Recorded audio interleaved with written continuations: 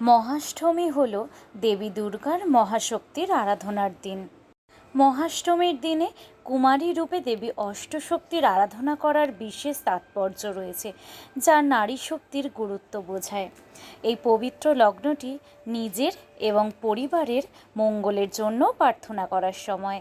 নিজের কল্যাণ কামনার পাশাপাশি অন্যের ভালো থাকার ইচ্ছাও এই প্রক্রিয়ার অংশ।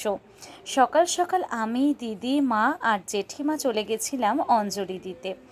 আর এই বছর 10টা থেকে হওয়ায় ভালোভাবে সাজ করে যেতে পেরেছি।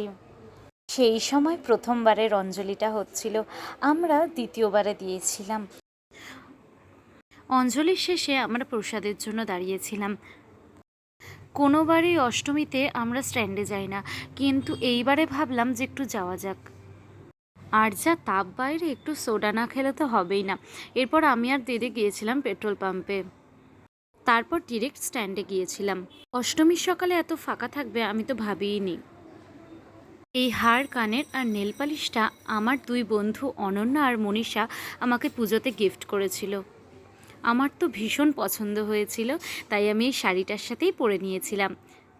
এরপর অনেক ছবি ভিডিও তোলার পর আমরা ভাবছিলাম যে একটু চারিদিকটা ঘুরে এবার বাড়ি ফিরে যাই। প্রচুর ছবি তোলার পর ক্লান্ত হয়ে আমরা অবশেষে বাড়ি ফিরছি।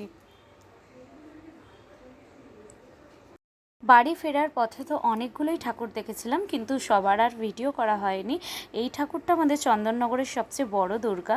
অষ্টমীর দিনে দুপুরে লাঞ্চে লুচি ছোলার ডাল ছাড়া তো ভাবাই যায় না। ব্যাস, আজকের দিনটা এই পর্যন্তই।